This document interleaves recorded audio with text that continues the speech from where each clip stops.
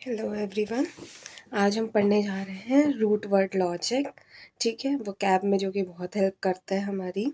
वो कैब बहुत ज़रूरी है हमारे कॉम्पिटिटिव एग्ज़ाम्स के लिए, और उन्हें याद करने के लिए हम एक लॉजिक लगाते हैं जो कि होता है रूट वर्ड लॉजिक।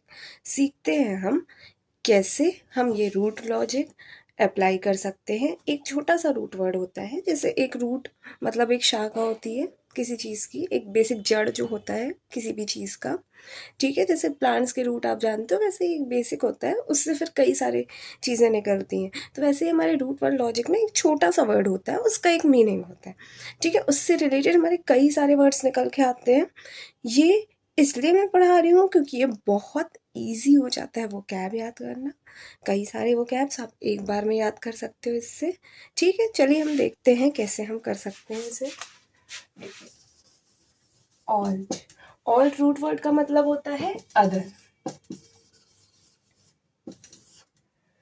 अब इससे निकलते हैं बहुत सारे वर्ड्स हमारे। कौन कौन से निकलते हैं ये भी देख लेते हैं। Alter, alternate, alternative,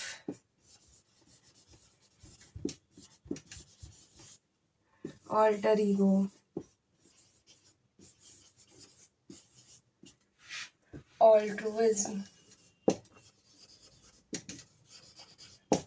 ऑल्ट्रुइस्ट,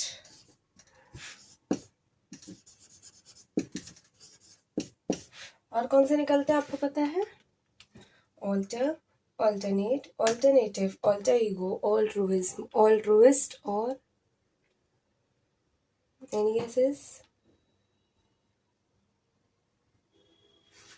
alteration and altercation.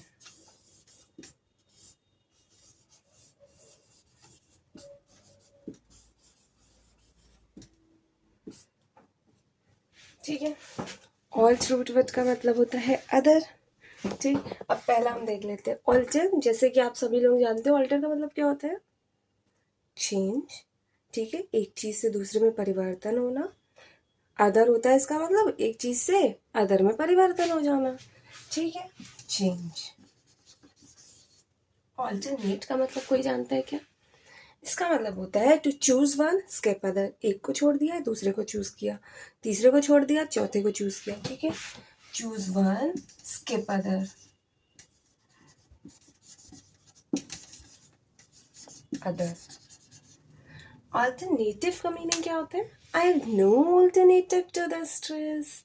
कोई ड्रेस है, उसके आगे आपका कोई दूसरा चारा नहीं है, आप वही ड्रेस पहनोगे, आपकी वो स्पॉइल हो गई तो आप क्या बोलोगे? I have no alternative to this dress. ठीक है, इस ड्रेस का मेरे पास कोई ऑल्टरनेटिव नहीं है। ठीक, तो ऑल्टरनेटिव मतलब हो जाता है अदर ऑप्शन। अल्टर ईगो का मतलब क्या होता है? ईगो मतलब सेल्फ, अल्टर मतलब other, other self. Other self मतलब, अदर मतलब दूसरा, सेल्फ मतलब खुद सा, मतलब दूसरा खुद सा। मतलब क्या होना चाहिए? कोई भी दो लोग हो, आपस में सिमिलर हो, ठीक है, काफ़ी चीज़ों में सिमिलर हो, तो हम उन्हें बोलते हैं alter ego. They are alter ego of each other. He is an alter ego of his father. ठीक है, आजकल कई लोग मिलते जुलते हैं, पापा बेटे से मिलते ही जुलते हैं, तो हम उन्हें ऑल्टर ईगो कहते हैं, अदर सेल्फ बोलते हैं। ठीक है, नेक्स्ट हमारा ऑल्ट्रुइज्म। ऑल्ट्रुइज्म का मतलब क्या होता है? ऑल्ट्रुइज्म कोई बता सकता है? ऑल्ट्रुइज्म का मतलब क्या हो जाता है हमारा? ऑल्ट्रुइज्म, ऑल्ट्रुइज्म मतलब होता है दूसरों की भलाई चाहना। ठीक है, दूसरों की भलाई चाहना या करना, ऑल्ट्रुइज्म। परोपकार। और ऑल्ट्रुइस्ट IST लग गया। देखो बेटा, किसी चीज़ के पीछे IST लग जाता है तो वो हो जाता है एडजेक्टिव। उस पर्सन को डिफाइन करने के लिए हम उसको यूज़ कर सकते हैं। इसलिए ऑल्ट्रुइस्ट मतलब हो जाएगा परोपकारी, ऐसा इंसान जो दूसरों की भलाई करता है या सोचता है, परोपकारी। ऑल्टरेशन का मतलब क्या हो जाता है? ऑल्टरेशन, देखो ऑल्टर से आया ऑल्टरेशन। ऑल्टर करवा देना, ऑल्टरेशन करवा लिया, कोई चेंज जो हो चुका हो, change done, change done. Altercation का मतलब क्या होता है? ऑल्टरकेशन मतलब होता है fight between two people as they have other opinions.